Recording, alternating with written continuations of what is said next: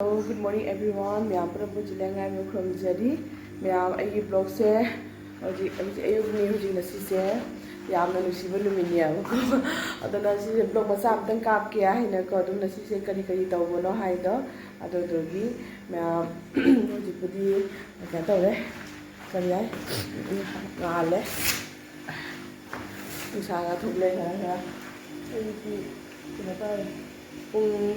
taruk tare bako. Ichana pa ju jinga ha le ga di taekwondo class pu khani na si se school leite school bani da ma pa da ini ising su loi re na ising su tharam bani ni ga mo that la ga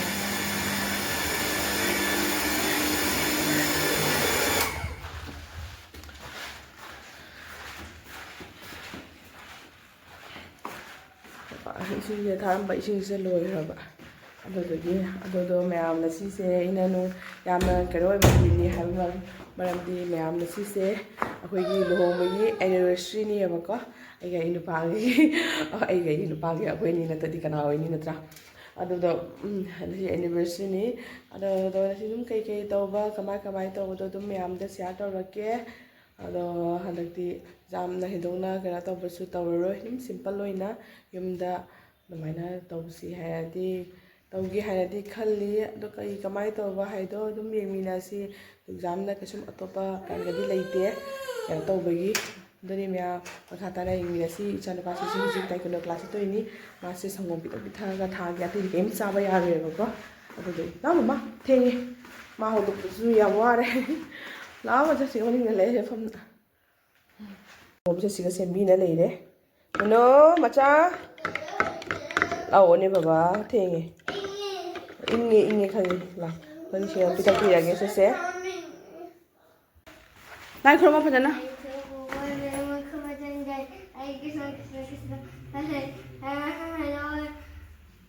इमा दमाय लाई खरमा फजना न चिंग ला खरमा my बेमा से नंग बोतल पारो चलो पता है को क्लास की करे इंगना आगे ढंगलो खरे चलो कुमधरो थेंग फजन सानर मुख बा बतल लकाई नी नु दमाय चिंगन बाय बच्चा बाय बाय चा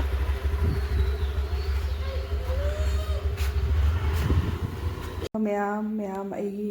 मसीगी अखोगी लुहोंबा निमित की से को ngam haile kitang kalle jamna budi kya tawdre adodo ngasi se smaina kalle adodo isorda nabi yekpi da baina sitani khurami se smaina lai khuram jare ma'am को आई कतौना लाई खुरम लोरे अदुदो इचानुपा का मपा गदी नाइ क्लास खिबतो लाक्ट्रियबने को अदो मोय लानी मोय लागु मोय से कनो तो दोनी युमन मु चटकनी अबको रानीपुर ने अदो मोय चलहुनी अदो मता दुम येमिनेसी मोय सो हुजि गा लेगनी थुंगरानी मोय ब्रेकफास्ट सा नबेसु कई दुम सेंबी रगे अदो मैं मथा येमिनेसी मुझे इचानुपा चखिबदो इचानुपा हले हेलो बेबी लाबो लाओ चंगो नंग आदा चलो रानीपुर हाउस पापा ना रानीपुर हाउस कनी आइने नसी नंग लाओ यस लाओ चंगो लाओ पापा पजे कई नो नेम्बा माला केदम सानी सा दोइनी नंग सा ना बे केना तौरबनी चंगो यस फरे चारो ना सिटी परमिशन पीरे चारो नंग साना पर वारबो वारी ए जगरी लौतो आई ने पान ने आलू ले रखो को आलू नो वसु लौरेबा लरक पसे माना ने जुमदा सु खरा पीवाय अदो जुमदा आलू नो वसे खरा हाइबो मा पीरनी असे सनने अखोय जुमगी अपान मा टेंगनो ने मंग रांग जुम थ लेरे ना से टेंगनो अदगी से हंगाम अदगी असेने गागी थाव लेबको गा थाव सु खा हापन बिरे अद खजिंग लेदे एबको अद खजिंग से माय खाइबो पिरानी अद असेसेना कोमला अदो मा चप मतम दने मा हुजिंग ने युम द चतेबा अद ममा पापा चाना बेने ने खजिंगा हंगाम बु ख थोंजरानी ने द पीरिबा अदनी मैम हुजि असे पसे हिंगे युम द पीरानी रानीपुर दा ममा मनाक्ता ममा मैम इचानुपागी हुजिंगने क्लास ताइक्वांडो क्लास से हलगा मा मैगी चानिंगे मैगी के जरुंगा पीरे संगोम दी पिथारोय ना चलम दाइदे पिथेएबने को मचा लाओ चारा लाओ नुनु से सिगा बादाम अतिंगबा लई असे अतिंगबा से इना खा चारे असे अंगांग सिगी पिजरगे खोपीरगा द मैम असे पिजरगे मागी चखी दोरे नु बेगती बेग हेलमेट के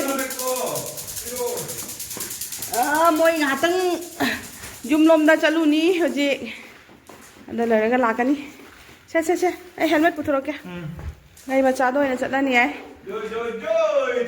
सेना इचानुपागी सेना ini pagi helmet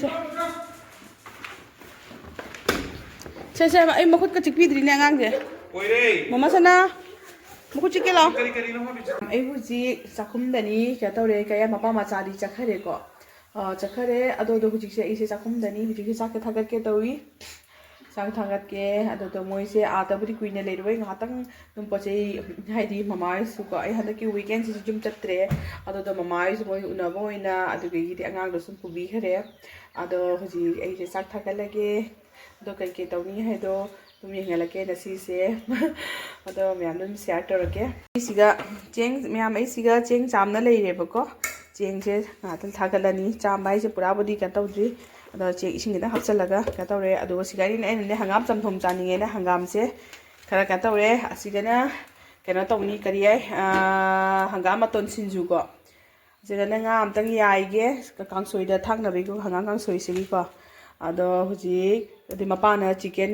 ama fry tawni ado ate ke tawbodo do myam jeng halake myam ise ko cheng ke sakta ma ka ba thaga lage moi su nga le re thungra ni ba oi atau ko ai su moi chakra matunda angang na ka tau ba se ko yam na no oi ba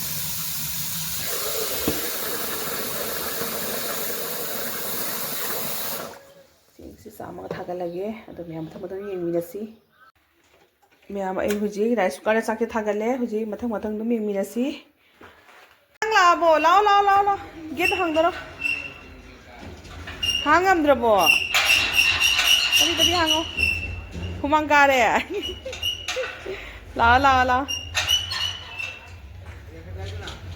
helmet dupuk base sare ni tadi so la hango mang lam se kan na myam kano sili kom sili la kakalo is angang ware he angang ware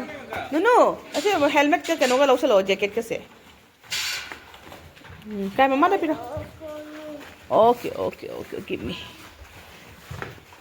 मैं बोई से रानीपुर जरूरना लाकना थुंगरे अदा इचा न पासे वारे helmet पुसन लग पसे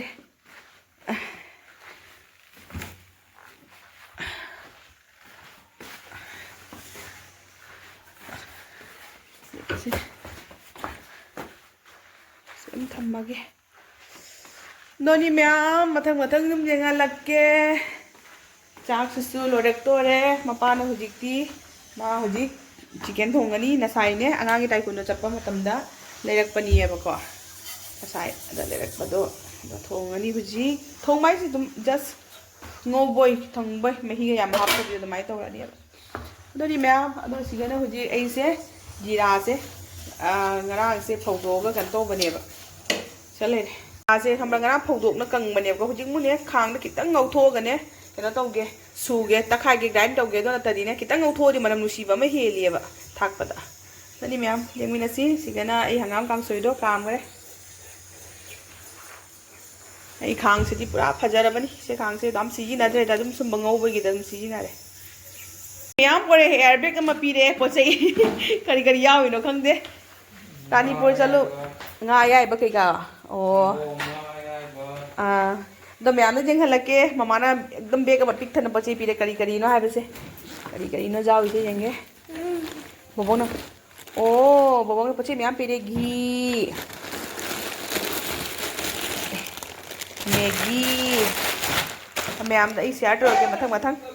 आम पोचे सिंगदो सिगा लेरे सिगा ममाना लोबी बगा तनी मसुगी लोबी मा बगा तनी मैगी बंडल अनि खक लेरे को मैगी बांडल अनी खक अदुदगी असेसेने किसमिसनी मासे किसमिसे मखाइदुगा पिरेनी पिक थना अदुदगी असेसेना मचानुपा याम पामी मचानुपा गईगा से पुठी से लहान लेहौरी एना हाइबनी बको दो जायरगा पिरे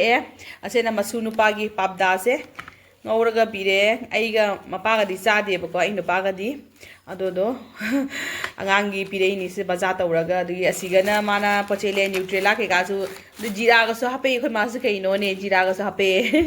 adi ase sena ne sangom se liter ma lauri haina ne nasi se lo ka to bane se dibi se chawri liter kano kg ani gi ne bako liter ma ni ma pire se sangom se adi gi di sigana घी लेरे से everyday घी से याम पामे भाई चानु पाना अतोप घी दी चादी बमा अदगी सिगना काजू लेरे अदोनी म्या से पचे से ममाना जुमदगी रानीपुरदगी पिरक पनी है बने को मोहि हाक चलु बदुगा पचे से जामे पिरे से मसु नुसी बजरी हाइनिंगाई लेते हाइबा जाने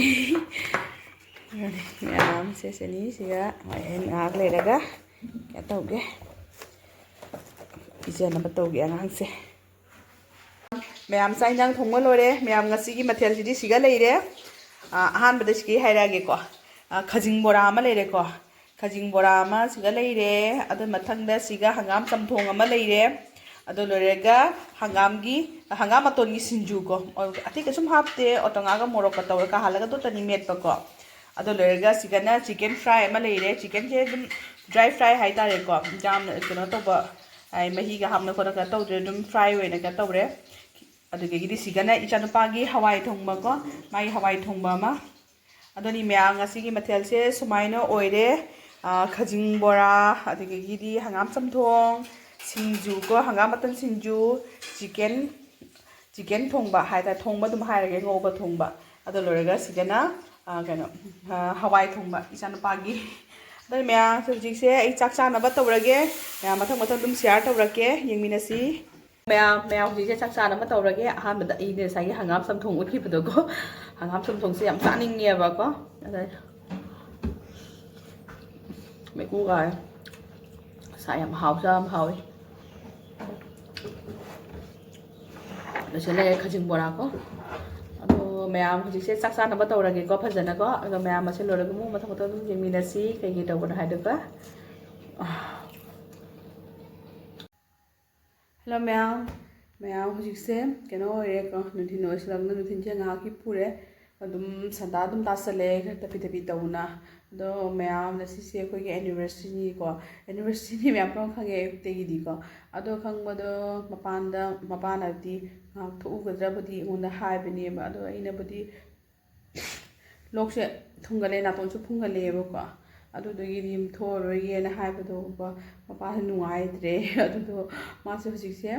मपान चखिएब थोखेबको अदो कई क्या तौदेबदोदी खंगद्रे अदो मैम मथम दुम यंगमिनसी कमाय तौबनो हाइदो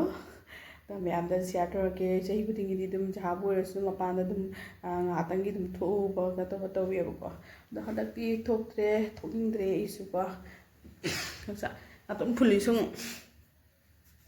अदो नसायुक्ति दुम थोकनीगा हाइना खलंबनीबको अदो दुम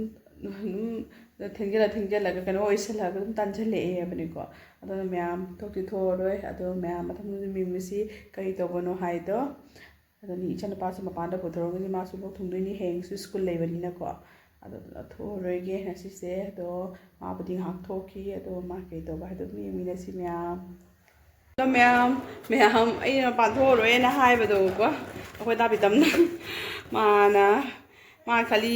मपान थोगा दुगीदी केक मचा अमा लौरगा दुगीदी कागा दुगीदी कनोदा दुम चाबा हाइना आई खलंबा जानिएबको अदा इजा थोरोय हाइबदो मा थोउरे तो केक मचा अमा लौरे अदो कक्सी मैम अदो यंगमिनसी मथंग दाबितमना केक से सिगा पोरे एनिवर्सरी की अखोयगी को दो हंदक से 7 years नि 7 एने इरे अदो दोनी मैम से केक से ककनबा तौरगे मैम यंगमिनसी ना पापा का मम्मा का विश तौरबो हैप्पी एनिवर्सरी है ना हैप्पी एनिवर्सरी है ना happy anniversary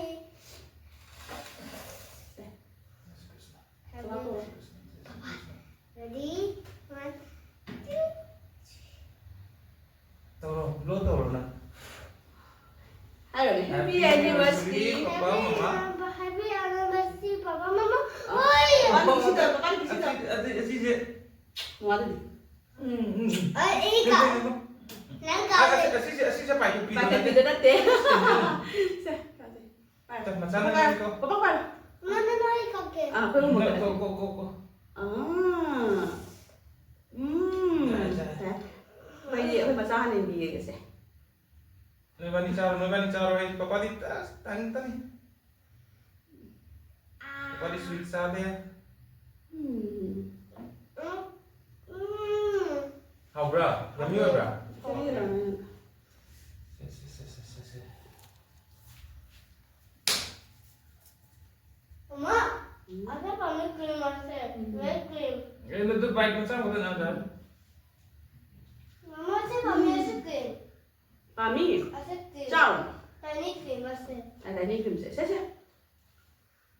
What be apa? Foto tengah bila. Macam saya foto kamu. Mẹ kek macha ma kakna loire ado hoji ka to ge chana ba su to rage mana ai apamba asapochu nei bide na hai ba ko Ai hello ma'am to ke. hello ma'am to ge to ra Hello ma'am. imma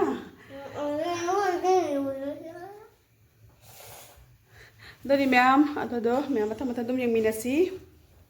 Mama. Ma'am cake दी चा लोरे अदो आईगी अपाम chicken chowmein से याम पामेबको chicken biryani सु लौरे Mopa मचाईने biryani Charani आईगिना chicken chowmein Charani आईगी अपामबनी बसेसेको हमानबदी पनमक चानबनी हाय लौरकपनी अदोदो आइना जे chicken याम चानिंगदबा केनादी नसाइसु chicken थोंबो चारे मथेन ma'am तौरगा मान पिजरेको अदोदोगी दो म्याम थों जिंगमिनसी ni मैम इचानो चला चमा चमला एस गेंजी थोड़े मागी अदो मैम नसी से को मैम पुनमसु एगी कइनोदा करी हाय को एबी दा इंस्टादा मैम पुनमना विश तो बिरे ma'am Poonam Pu thank you इचना पुनम मैम पुनम नुसीना विश तो बिरे पे दमकता अदो का तौरे नसी सिदी मपानदा माना थोक्से ना हाबिदो को आई सक्सांग के खरा से नुआइतबको लोग खूबगा कहीं तौबगा माना बुरी थोसी चाही खुजिंग थोपनीना अदोदगी दुम थोसी है क्या तौबनी अदा माना केक मचा मा पुरे कए अदुगी यापा मा चाउमीन अदगी चिकन बिरयानी ने पूरा लाइएबको अदो इन चिकन बिरयानी सम चानी जबना साइज बारो दुसु माना चिकन थोंमने कई मथिन म्याम तौर पिजरेको अदोदनी म्याम अदो मी कोई एनिवर्सरी केक कपा केनो तौबा असेसने गिफ्ट पिना बता नतेको यामना लाइफ तको नुसीना लेमिनाबा अमना अमुबु केयर तो मिनाबको अदोदनी ख्वाइदिगी इम्पोर्टेंट होबदिको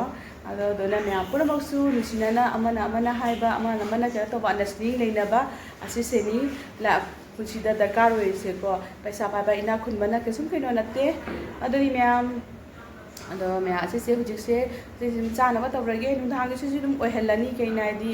यामनसु नसाइसु हेवी ओने चसले हुजिमुको सुमु परबनि चानि नुधांगना चानिरय नुधांगसु दुम ओहलगे अदोनि मैम असे हायरगे आई मैम ब्लॉग से मतंग से सुम लगे अदो मैम नुसिबिना आई चैनल सिबु लाइक सब्सक्राइब शेयर तो भी कमेंट से तुम हाइबिरमु नुंगाई नुंगाई ते मैम बाय बाय Bye.